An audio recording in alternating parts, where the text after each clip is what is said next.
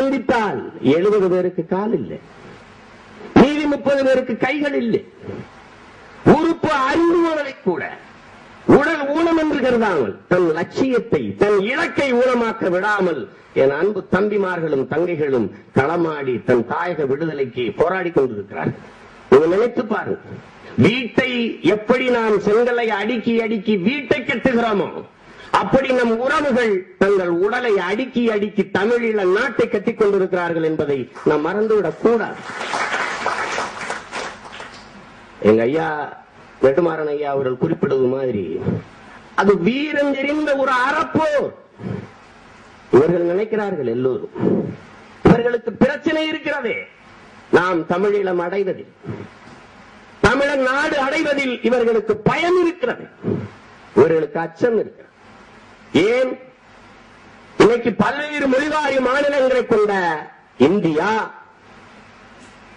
தமிழன் தனிநாடு அடைந்தால் மற்ற மாநிலங்களுக்கு இல்லாத பிரதிநிதித்துவம் தாயக தமிழகத்தில் வாழக்கூடிய தமிழர்களுக்கு வந்துவிடும் என்று அச்சப்படுகிறார். மலையாளி அச்சப்படலாம், தெலுங்கன் அச்சப்படலாம், கன்னடன் அச்சப்படலாம், அவன் பிரச்சனை செய்யலாம். சர்வதேச நாடுகள் பயப்படலாம், சர்வதேச நாடுகள் நம் விடுதலையை முட்டுக் கொடுக்கலாம், தடுக்கலாம். தமிழன் நீனும் நானும் ஏன் அச்சப்படணும்? எதற்காக அச்சப்படணும்? உன் விடுதலையை உலகம் விரும்பாம இருக்கலாம், நீ ஏன் விரும்பாம இருக்கிற? ஏதாவது சொல்லு. இவர்களுக்கு என்ன பிரச்சனை? நீ விளையாட்டுல கிரிக்கெட்ல ஒரு தமிழன் ஆடி இருக்கிறானா? ஒரு தமிழன் ஆடுறானா? ஆனால் ஒரு நாள் முழுக்க வேலையை விட்டுவிட்டு நீ விசில் அடிச்சு கைதட்டி உட்கார்ந்திருக்கிறீர்கள். ஆனால் தமிழீழம் அடைந்தால் உன் சொந்த சகோதரன் 11 பேர் கிரிக்கெட் ஆடுவான். இவர்களுக்கு இந்த தேசத்தில் என்ன அச்சம்? தமிழீழம் அடைந்தால் அவன் கரவொலி தாயக தமிழகத்தில் 11 பேர் அவன் அண்ணன் தம்பிக்கு தான் கைதட்டானே, இந்திய அன்னைக்கு தட்ட மாட்டேன். அது பயம். இதெல்லாம் அவர்கள் சிந்தனை, இதெல்லாம் அவர்கள் கருதுகிறார்கள், நினைக்கிறார்கள். தமிழனுடைய தேசிய கீதம் எது? வங்காள மொழி. தமிழனுடைய தேசிய மொழி எது? இந்தி. தமிழனுடைய வீட்டு மொழி, நாட்டு மொழி, நாக்கு மொழி எது? தங்கிலீஷ். தமிழனுடைய தேசிய கீதம் தமிழில் பாடப்பட வேண்டுமா? அப்ப தமிழீழம் வேண்டும். அதை விட்டால் எனக்கு நாதி இல்லை, அதை விட்டால் நாதி இல்லை. இவர்களுக்கு என்ன பயம்? தமிழன் தனிநாடு அடைந்தால், தலைவர் பிரபாகரன் அவர்கள் தமிழீழம் அடைந்தால் மிகப்பெரிய ராணுவத்தை கட்டுவார்கள். தமிழனுக்கு என்று ஒரு ராணுவம் வந்துவிடும். ஏற்கனவே உலகம் நம்மளை பார்த்து பயந்துகிட்டு இருந்தது. அமெரிக்காவுடைய யுனெஸ்கோ நிறுவனம் ஒரு அறிவிப்பு செய்யுது, யூதர்கள் தான் உலகத்தில் தலை சிறந்த அறிவாளிகளாக இருந்தார்கள், இப்போது அவர்களையே முந்திக் கொண்டு தமிழர்கள் முன்னேறி போகிறார்கள், மிகப்பெரிய அறிவாளியாகிறார்கள். அதை ஏற்கனவே பயந்துகிட்டு இருந்தான் நம்மளை பார்த்து. இதை வேற ஒரு அறிக்கை விட்டவுடனே அறிவிலும் வீரத்திலும் சிறந்த ஒரு இனமாக உலக அரங்கில் தமிழன் உயர்ந்து விடுவான். இன்னைக்கு என்ன? உலக நாடுகள் ஏன் தமிழீழ விடுதலையை மட்டுப்படுத்துகிறது? பயம். நாடு அடைந்தால் 5 ஆண்டுகளில் அது வல்லரசாக மாற்றி காட்டுவார். உலக அரங்கில் மிக உயர்ந்த நாடாக இருக்கும். இங்கே இருக்கிற அரசியல் தலைவர்களுக்கு என்ன அச்சம்? வெளிப்படையாக நான் சொல்லுகிறேன். பேரன்பு கொண்ட பெருமக்களை, வாக்காள பெருங்குடி மக்களை என்ற இந்த கீழ்த்தரமான அரசியல் ஒளிந்துவிடும் இந்த நாட்டில். சீமான் போன்றவர்கள் என்ன சொல்லுவார்? ஒப்பிடுவார். தமிழீழ மண்ணில் என் அண்ணன் நாட்டில் லஞ்சம் இல்லை, சாதி இல்லை, மதம் இல்லை, ஒழுக்கம் இருக்கிறது. அங்கே ஒரு பெண் தனியாக செல்ல முடிகிறது. அங்கே இருக்கிற அங்கே சட்டம் ஒழுக்கமாக இருக்கிறது. அங்கே இருக்கிற சட்டத்தை, அங்கே இருக்கிற நிர்வாகத்தை நான் ஒப்பிடுவேன். தமிழகத்தின் தமிழ் தெருவில் எங்காவது தமிழ் இருக்கிறதா? எங்காவது இருக்கிறதா? அங்கே தமிழீழத்தில் எல்லா இடங்களிலும் தமிழ் இருக்கிறது. ஆட்சி மொழி, பேச்சு மொழி, எழுத்து மொழி அனைத்தும் தமிழ்.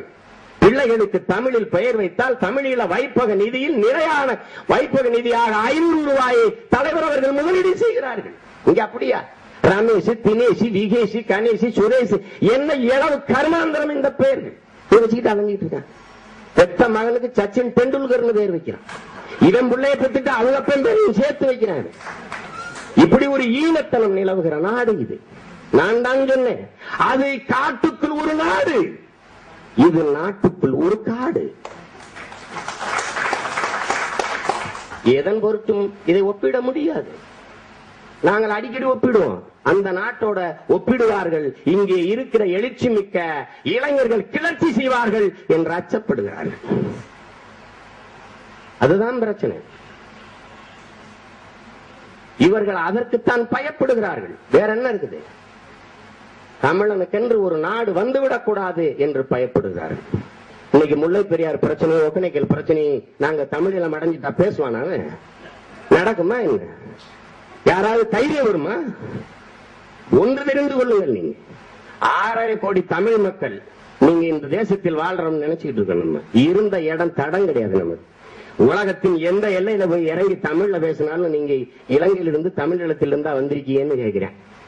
இந்த 6.5 கோடி மக்கள் நம்ம இருந்தன்னு செத்தன்னு உலக அரங்கில் உன் இனத்தை தூக்கி நிறுத்திய ஒரே தலைவன் என் அண்ணன் பிரபாகரன் தான். அதை நீ மறந்துடக்கூடாது. இதை சொல்றதுக்கு அச்சப்படவோ வெக்கப்படவோ பயப்படவோ தேவையில்லை. பீடிக்கு கொலை பண்ணிட்டு ஜெயிலுக்கு போறவன் என்னடா தன் இன விடுதலைக்கு தன் தாயக விடுதலைக்கு சிறைக்கு போறதுல என்ன அவமானம் இருக்க முடியும்?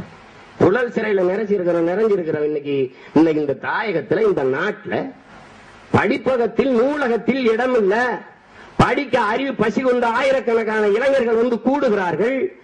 அவர்களுக்காக அந்த இடம் பத்தலைன்னு இடிச்சு விட்டு 100 ஏக்கர்ல கன்னிமரா நூலகம் பத்தலை 100 நூலகம் கட்டினால் இந்த நாடு வளர்கிறது. இந்த நாடு நல்வழியில் பயணிக்கிறது. மத்திய சிறைச்சாலையில் இடம் இல்ல, அதனால இடிச்சு விட்டு புழல்ல 100 ஏக்கர்ல கட்டுறோம்னா இந்த நாடு உருப்படாது, விளங்காது, கேவலப்பட்டு போகிறது என்ற அர்த்தம். ஒரு தேசத்தில் மருத்துவமனையிலும் நீதிமன்றத்திலும் கூட்டம் அதிகமாக இருந்தால் அந்த நாடு எப்ப விளங்கும்? எப்படி விளங்கும்? அப்புறம் வல்லரசு நல்லரசுன்னா எது? வார்த்தையில் மட்டும்தான் வல்லரசு இருக்கும், ஒரு அரசு இருக்காது. அங்க புழல்ல இருக்கிறவங்க எத்தனை பேர் பெரிய வீர செயல் செஞ்சுட்டு போனவன், தக்குல பொண்டாட்டியை சந்தேகப்பட்டு கொண்டவன், கூட பிறந்த அண்ணன் தம்பியை கொண்டவன், அங்குல வரப்ப குறைஞ்சிட்டான சொந்த அண்ணன் தம்பியை வெட்டிட்டு போனவன், நண்பனை கொண்டவன், பெத்த தாய் வேப்பனை கொண்டவன், அவன் தானடா புறம் சிறையில் இருக்கிற. தாயக விடுதலைக்கு தன் இன விடுதலைக்கு ஒருத்த உள்ள இருக்கிற என்ன கெட்டு போயிடும்? என்ன கெட்டு போயிருப்பது? அச்சம், பயம், அதை காட்டி காட்டி நம்மளை முடக்குகிறார்கள். அப்பா போனாங்கப்பா சொன்ன மாதிரி தமிழீழத்திற்காக நீங்கள் போராட வருவதை விடுங்க, முதல்ல உங்கள் உரிமையை நீங்க போராடி பெறுங்க. உங்களுக்கு பேச நடக்க முதல்ல எழுத சிந்திக்க உங்களுக்கான உரிமையை இந்த தேசத்தில் பெறுங்க. அது இருக்கா? நானே நண்பார்ந்த உறவுகளை உங்களுக்கு ஒண்ணு சொல்லித்தரேன். உங்கள் எதிரியை நான் உங்கள் கண்முன்னே அடையாளம் காட்டுகிறேன். எவன் ஒருவன் இந்த நாட்டில் தமிழன் தான் இந்தியன் என்று சொல்கிறானோ அவன் தான் உன் இனத்தின் முதல் எதிரி. இன்னைக்கு எழுதி வச்சு, எந்த தமிழன் ஒருவன் தான் இந்தியன் என்று பேசுகிறானோ அவன் உன் இனத்தின் எதிரி எதிரி எதிரி என்பதை நீ இந்த இடத்தில் பதிவு செய்து கொள். யார் இந்தியன்? எங்கே இருக்கிறது இந்திய தேசியம்? எங்க ஐயா அவர்கள் எழுதியது மாதிரி உருவாகாத இந்திய தேசியமும் உருவான இந்து பாசிசமும் என்பது அந்த புத்தகத்தை போல. எங்கே இடகா இந்திய தேசியம்? எங்கே இருக்கிறது? ஒகேனக்கல்ல தண்ணி கேட்டா கர்நாடகாவில் இருக்கிற தமிழனை உதப்பான, காவிரில தண்ணி கேட்டா கர்நாடகத்தில் இருக்கிற தமிழனை உதைப்பான. நீ உதைச்சா அங்க இந்திய தேசியம் இறந்து தமிழ் தேசியம் பிறந்து விடுகிறதா இல்லையா? ஒரு கர்நாடகாவில் வாழக்கூடிய தமிழனை நீ இந்தியனாக பார்க்கிறாயா தமிழனாக பார்க்கிறாயா? இந்தியனாக பார்த்தால் இந்திய தேசியம் இருக்கும், தமிழனாக பார்த்தால் அங்கே தமிழ் தேசியம் பிறகு. இதுதானே எதார்த்தம்? அண்ணன் புகழேந்தன் சொன்னது மாதிரி இறந்தவனை தமிழன் என்று கூட பார்க்காமல் கரை ஒதுங்குகிறவனை நீ அகதி என்று பார்க்கிறது மாதிரி இன்றைக்கு இந்த மண்ணில் கடற்கரையில் ராமேஸ்வரம், மண்டபம், கன்னியாகுமரி போன்ற பகுதியில் இருந்து மீன் பிடிக்க போற என் உறவுகளை சுட்டு வீழ்த்துகிறான்.